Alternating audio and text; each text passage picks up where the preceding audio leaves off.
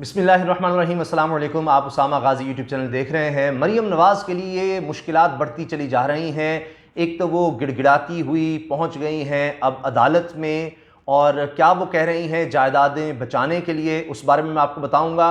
फिर अपने करीबी लोग इस्तीफ़ा देने से इनकारी हैं, नाम भी सामने आ गए हैं, उस बारे में भी मैं बात करूंगा। और साथ ही साथ हुकूमत की तरफ से क्या प्लान बना लिया गया है पीडीएम की तहरीक को, और ख़ास तौर पर जलसे को, जो 13 दिसंबर को जलसा होना है लाहौर में, उसको नाकाम बनाने के लिए प्लान A, B, C तैयार कर लिया गया है। ये भी हमने बात करनी है। और एक बहुत ही अहम बात कि मरियम नवाज़ को पीडीएम ने तन्हा छोड़ दिया है, तन्हा अकेला छोड़ दिया है, ये भी मैं आपको बताऊंगा।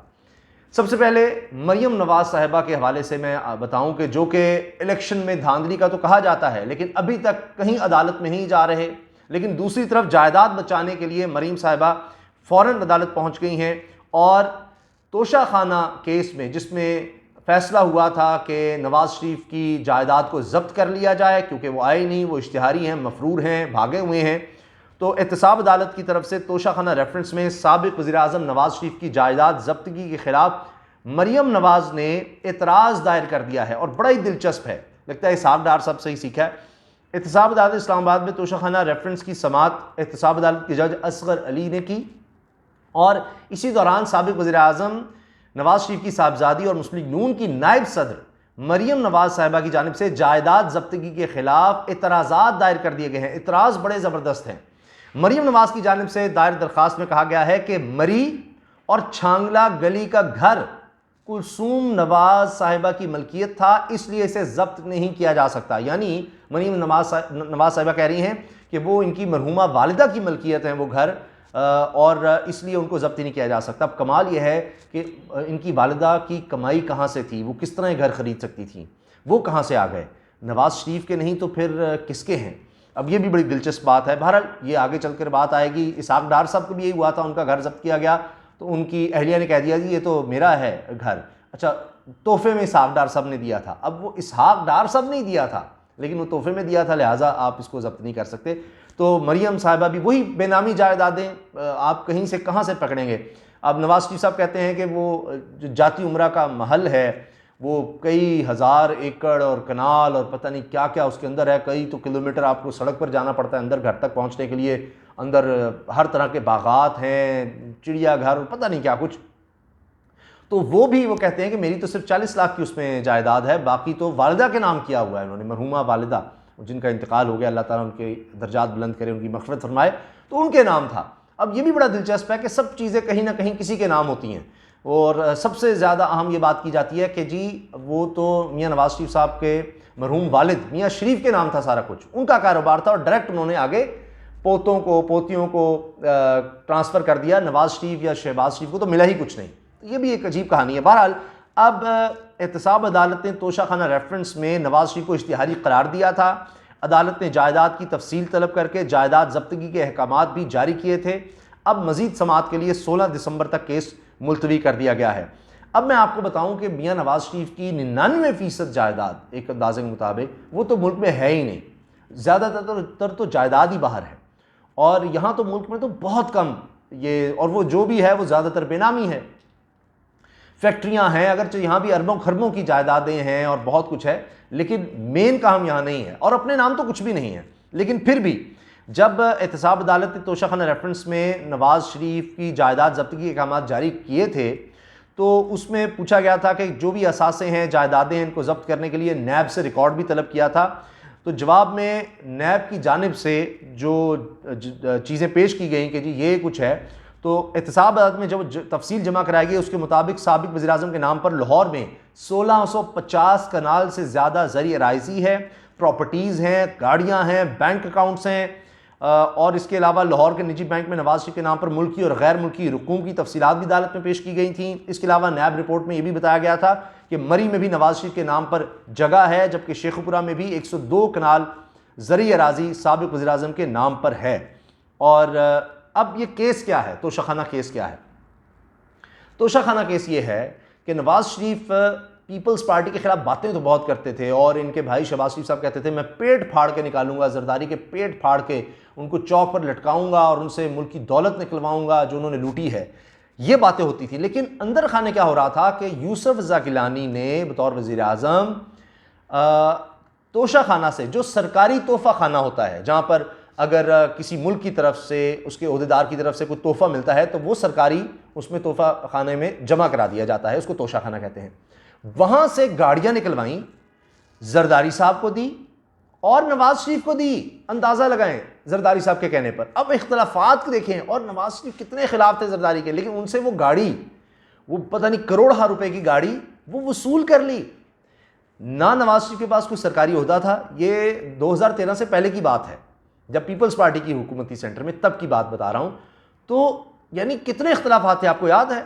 और जल्द से जुलूस होते थे लोड शेडिंग के खिलाफ, वो पंखा लेकर, हाथ वाला पंखा लेकर शहबाज शरीफ निकला करते थे, बहुत कुछ होता था। और नवाज शरीफ साहब यूसुफ रज़ा गिलानी के खिलाफ इनको नाअहल करवाने के लिए अदालत भी गए थे, लेकिन अंदर खाते उनसे तोहफे ले रहे थे।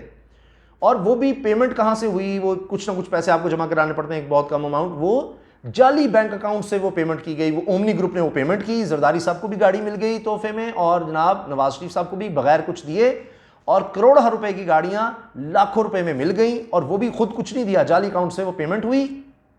ये सारा केस है। और बिलावल साहब का एक बड़ा दिलचस्प इस पर बयान है। उन्होंने कहा कि भाई ये केस कैसे बन सकता है, आप पैसे ले लें, जो कोई पैसे बनते हैं वो ले लें, बस ये इस मामले में इतना ज़्यादा शोर मचाने की क्या ज़रूरत है। तो ये जनाब केस है।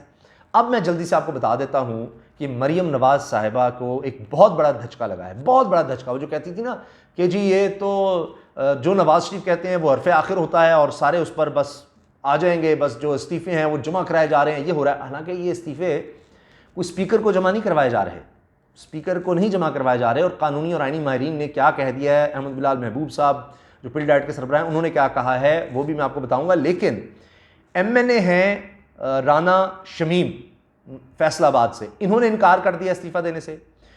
और इनके बेटे हैं MPA राना सत्तार, उन्होंने भी इनकार कर दिया है। और जो भी इजलास वगैरह हो रहा था वहाँ से उठकर भी चले गए, उसका बैकआउट करने का, हम नहीं देते इस्तीफ़े। अभी ये क़यादत को इस्तीफ़े जमा कराने हैं, स्पीकर के तो बाद में आएगा, बाद में बात आएगी। और असल बात वो है, अगर जमा करवा भी दें दिखाने के लिए, एक मीडिया हाइप के लिए, और बस दिखाने के लिए जमा भी करवा दें लीडरशिप को, तो वो इस्तीफ़े अल्टीमेटली स्पीकर के पास जाएंगे। और स्पीकर जब तक वो इनको बुला नहीं लेंगे और इनसे पूछ लेंगे आपने अपनी मर्जी से ये इस्तीफ़े दिए हैं, आपका ही इस्तीफ़ा है, तब तक वो मंजूर ही नहीं कर सकते। और फिर मंजूर करने के लिए हुकूमत ने भी स्ट्रेटजी बनाई है कि 6 महीने तक तो वैसे ही मामला लटका देंगे, और वो जब तक वो मंजूर नहीं करेंगे फिर इलेक्शन कमीशन तक नहीं जाएंगे, और जब तक इलेक्शन कमीशन तक नहीं जाएंगे, इलेक्शन कैसे होंगे, उनकी डेट कैसे अनाउंस होगी, वो एक अलग कहानी है। तो उससे पहले ही यानी लीडरशिप तक को नहीं दे रहे। इतनी बेइज्जती कि MNA राना शमीम साहब हैं, MPA हैं राना सत्तार, इनका बेटा, उन्होंने लीडरशिप को भी इस्तीफे नहीं दे रहे।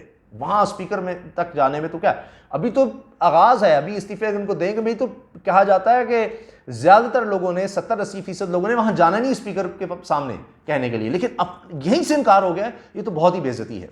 लेकिन फिर भी मरियम साहबा तनहा निकली हुई हैं, रैलियाँ कर रही हैं, कभी कहीं जा रही हैं, पूरे लाहौर में वो वोट को इज्जत दो के चक्कर में और वोटर को मौत दो के चक्कर में निकली हुई हैं, वबा फैलाने के लिए। बड़ी अफसोसनाक बात है। लेकिन PDM ने तनहा छोड़ा हुआ है उनको, कोई और उनका साथ नहीं दे रहा। पहले हमने देखा मुल्तान में फजल रहमान साहब भी पहुंचे थे, पीपल्स पार्टी अपनी कैंपेन कर रही थी, फजल रहमान साहब के लोग अपने मदारस और सब जगहों पर वो एक माहौल बना रहे थे मुल्तान जलसे के लिए। लेकिन यहाँ तो मरियम साहबा बस टोलियों की शक्ल में निकल रही हैं, कभी कहीं कभी कहीं, कभी मोटरसाइकिल पे निकलो, कभी ऐसे निकलो, कभी वैसे निकलो, तो खुद ही निकली हुई हैं और अकेली नज़र आ रही हैं। और PDM ने तनहा कर दिया है मरियम को। एक तो वो इस्तीफ़ों के मामले पर भी तनहा है, दीगर मामलात में भी तनहा है, पार्टी में भी लोग उनके खिलाफ हैं। इस्तीफ़ों का मैंने आपको बता दिया। जल्दी से मैं आपको बता दूं कि फिरदौस आशिक अवान साहिबा ने भी कह दिया है कि जी इस्तीफ़े लेने वाले अब नौबत ही आ गई, इस्तीफ़े खुद दे रहे हैं। पंजाब हुकूमत की तरफ से भी प्लान ABC बना लिया गया है। लाहौर के दाखिली और खारजी रास्तों पर कंटेनर लगा दिए जाएंगे, ये भी सोचा जा रहा है। और लिस्टें तैयार कर ली गई हैं जिनके खिलाफ भी मुकदमात बनाए जाएंगे। ये मामला भी ज़ेर गौर है। और यानी ABC मुख्तलिफ प्लान्स उन्होंने बनाए हैं कि क्या क्या किया जा सकता है। अभी फ़िलहाल ये है कि जलसा तो होने दिया जाएगा, लेकिन उसके बाद मुकदमात अपने साथ चलते रहेंगे। लेकिन अगर ज़्यादा कोई तोड़ फोड़ की कोशिश होती है तो फिर किस तरह से निपटना है उसके लिए प्लान तैयार है। और फिरदौस आशिक साहिबा ने यहाँ तक कह दिया है कि डंडों के ट्रक, डंडा बरदार ट्रक पहुँचा दिए गए हैं जाती उमरा में और वो लोगों में तकसीम किए जाएंगे ताकि इंतशार फैलाया जा सके, हंगामा रही की जा सके, तसादुम की कैफियत हो। और फिरदौस आशिक साहिबा कह रही हैं कि इसमें हम कामयाब नहीं होने के, वो बड़ा वाज़ेह कह रही हैं। बहरहाल उनका ये कहना है मुशीर इत्तलात पंजाब का डॉक्टर फिरदौस आशिक साहिबा का कि डंडे पहुंचा दिए गए हैं ट्रकों के ज़रिए जाती उमरा में। उनका ये बयान सामने आया। आखिर में बता दूं, पिलडैट जो पाकिस्तान में पार्लिमानी अमूर पर एक बॉडी जो नज़र रखती है, उसके सरबराह अहमद बिलाल महबूब साहब ने हमारी प्रोग्राम में और मीडिया में भी ये बात कही है और आइनी और कानूनी माहिरीन का भी यही कहना है कि इस्तीफ़ों से कुछ नहीं होगा, पार्लियामेंट इसी तरह से चलती रहेगी। और इस्तीफ़े अगर ये दे भी देते हैं, हत्ता कि पाकिस्तान पीपल्स पार्टी किसी सूरत इस्तीफ़े नहीं देगी, उसका महज नुकसान ही नुकसान होगा और वो तो बड़ा लूज़ कर जाएगी। लेकिन 6 साल के लिए, यानी अगर वो सिंध असम्बली को तहलील करती है जिसका कोई इम्कान नहीं है, फिर भी फ़र्ज़ कर लीजिए तो जो सेनेटर मुंतखब होंगे वो अगले 6 साल के लिए होंगे, तो वो बहुत ज़्यादा लूज़ करेगी अगले 6 साल के लिए मामलात को, तो वो कभी भी इसका हिस्सा नहीं बन सकेगी, इतना बड़ा नुकसान नहीं उठाएगी। और हत्ता कि यूसुफ रज़ा गिलानी साहब ने तो यहाँ तक कह दिया है कि बिलावल ने लीडरशिप को रोक दिया है, अपने रहनुमाओं को रोक दिया है कि वो इस्तीफ़ों पर बात ही ना करें, मीडिया में बात ही ना करें। अंदाज़ा लगाएं आप, उन्होंने तो रोक ही दिया है। और सेंट्रल एग्जीक्यूटिव कमेटी का इजलास होगा, उसमें जो फैसले होंगे तब देखी जाएगी। तब तक कोई बंदा इस्तीफ़ों के बारे में कोई बात नहीं करेगा मीडिया में। आप अंदाज़ा लगाएं कि क्या हो रहा है। और ये 13 दिसंबर का बस आखिरी जलसा है और उसके बाद फिर लॉन्ग मार्च का है, उसका भी कुछ चीज़ फाइनल नज़र नहीं आ रही। अगरचे जनवरी के आखिरी हफ्ते का कह दिया गया है, अब 1.5 माह का उसमें टाइम दिया जाएगा, कोई थक गए हैं और तब तक तो बहुत चीज़ें लगता है बदल जाएंगी। तो एक के बाद एक झटका लग रहा है, रोज़ाना कोई ना कोई मसला नज़र आता है मरीम साहिबा के लिए और बिलावल किसी सूरत नहीं मान रहे, अपने लोग ही नहीं मान रहे, मुश्किलात बढ़ती चली जा रही हैं। लेकिन अदालत में जायदादें बचाने के लिए, दौलत बचाने के लिए ज़रूर भागा जा रहा है, लेकिन इलेक्शन रिग्ड थे इसके लिए नहीं जाया जा रहा, दीगर मामलात के नहीं जाया जा रहा, ना ही आसिम सनी बाजवा साहब के खिलाफ जाया जा रहा है, लेकिन अपनी दौलत, अपनी जायदादें बचाने के लिए ज़रूर अदालत का दरवाज़ा खटखटाया जाता है। और रिलीफ ना मिले तो अदालतों के खिलाफ बोला जाता है कि ये 5 बुत बैठे हैं, इनको हम बाहर फेंक देंगे और बहुत कुछ। लेकिन इस बात से साबित होता है कि अब भी ज़्यादातर दौलत बाहर होने के बावजूद एक एक कनाल भी इनको बहुत ज़्यादा अजीज़ है। इजाज़त दीजिए, अल्लाह हाफ़िज़, पाकिस्तान जिंदाबाद।